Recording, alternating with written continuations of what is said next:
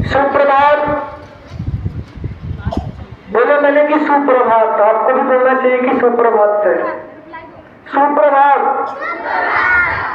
चलिए, good morning all of you. ये तो सभी और सब दिन करते हैं क्योंकि हम लोग एक इंग्लिश मीडियम स्कूल में पढ़ते हैं, लेकिन कभी कभी हिंदी को भी खोना नहीं चाहिए क्योंकि हिंदी हमारा राष्ट्रीय भाषा है और जहाँ पर भी अगर देखिए तो हमें राष्ट्र का सम्मान करना चाहिए।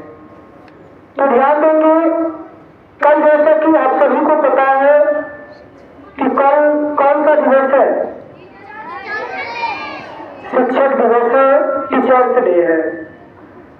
ये 5 सितंबर को क्यों मनाया जाता है, इस पर थोड़ी सी हम लोग चर्चा करेंगे क्योंकि समय कम है और समय को देखते हुए बातों को ध्यान में रखेंगे।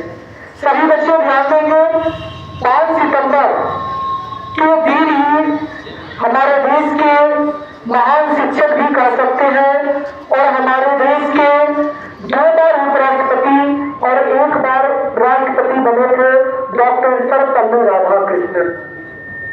कौन बने थे? डॉक्टर सर्वपल्ली राधाकृष्णन, जिन्होंने अपनी कर्तव्य को अच्छी तरह से निर्वहन करते हुए और उन्होंने शिक्षा के लिए भी उन्होंने क्रांति लाई थी। उन्होंने अपनी ड्यूटी करते हुए भी उनको जो समय बनता था वो विद्यार्थियों के साथ बिताते थे अपना जीवन। इसीलिए हम सभी उनके जन्मदिन के शुभ अवसर पर 5 सितंबर को हम सभी छात्र शिक्षक मिलकर उनको याद करते हैं, उनको सम्मान देते हैं और ये हम सबका परम कर्तव्य है। ये हम सबको करना चाहिए। जो भी हमारे महान इस देश में नहीं रहे लेकिन उन्होंने जो करके दिखाया है वो काबिले तारीफ है। अभी तक हम सब में से किसी से संभव नहीं है उन्होंने जो किया है। 2 बार उपराष्ट्रपति रहते हुए भी और 1 बार राष्ट्रपति रहते हुए भी उन्होंने अच्छी तरह से बच्चों के साथ पढ़ाया, बच्चों को समय दिया। वो ऐसे शिक्षक थे जो रविवार के दिन भी वो बच्चों के साथ ही रहते थे। उनकी ऑफिसें बंद हो जाती थी फिर भी वो क्या करते थे कि बच्चों के साथ उन्होंने अपने समय व्यतीत करते थे, बच्चों के साथ उन्होंने अपना ज्ञान देने का प्रयास करते थे। ये ऐसे महान व्यक्ति थे और आज हम लोग उन्हीं की याद में 5 सितंबर के दिन शिक्षक दिवस के रूप में मनाते हैं और हम सबको मनाना चाहिए। अब यहाँ पे देखेंगे कि शिक्षक क्या है।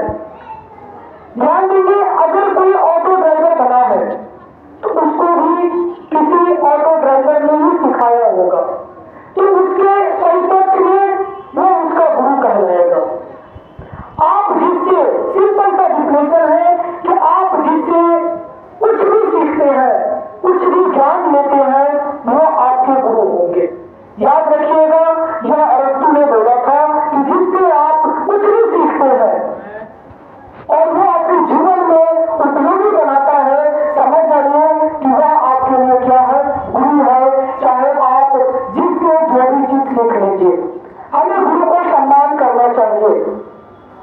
आज सबसे पहले मैंने बता दिया कि आपका सबसे प्रथम गुरु आपके माता पिता होते हैं और दूसरा गुरु आपके जिनसे आप सीखते हैं, अपने फ्यूचर के बारे में आगे बढ़ने का प्रयास करते हैं, जिनको आपको जो व्यक्ति आपको फ्यूचर में आगे लेके जाएंगे वो सब आपके सामने में दिखाई देते होंगे। यही सब मिलकर आपको आगे बढ़ाएंगे और इन्हीं सबों को अपने आत्मसात करना है, अपने आत्मसमर्पण करना है, अपने अंदर धीरे में संजोए रहे रखना है, जिनसे आप जो भी चीज सीखते हैं। सबसे पहले आप सुबह उठिए मॉर्निंग में तो आपके फर्स्ट गुरु जो माता पिता है आप उनको चरण स्पर्श कीजिए।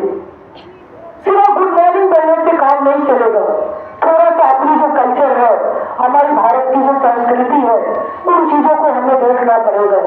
उन्हें हमें भूलना जरूरी नहीं है।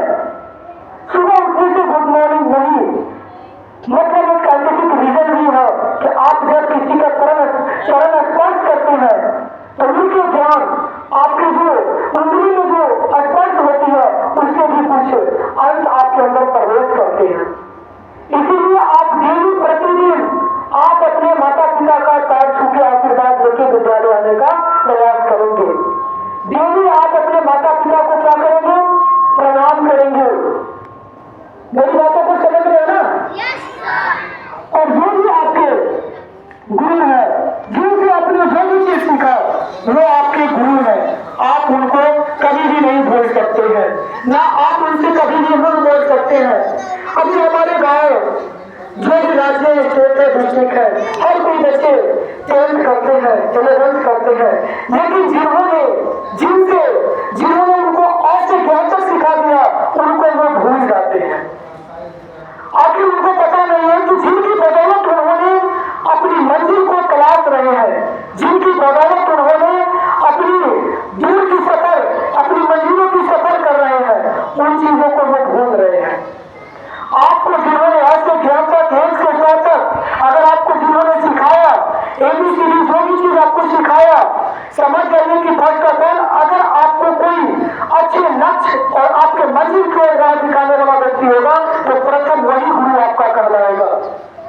बाकी आपके सामने जो भी है वो सब भी गुरु है, लेकिन वो थोड़ी थोड़ी दूर। जब तक आपको जोर नहीं आएगा तो आप घटाव भी नहीं कर सकते हैं, घटाव नहीं आएगा तो फिर डिवाइड नहीं कर सकते हैं।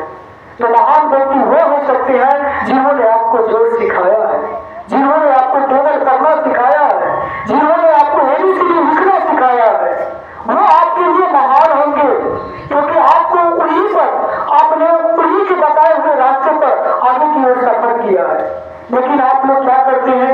इन्हीं लोगों को बीच रास्ते में छोड़ देते हैं, और जिन्होंने लास्ट में साथ दिया उनको लेके आप लोग चलते हैं। ऐसा होना नहीं चाहिए। हमारी संस्कृति कहती है, हमारी भारत की परंपरा कहती है कि जिससे जो सीखा जाए उसी को गुरु कहते हैं। आप जिससे कुछ भी सीखते हैं वही आपका क्या है? गुरु है। आप जिससे जो भी नॉलेज लेते हैं वही आपका गुरु है।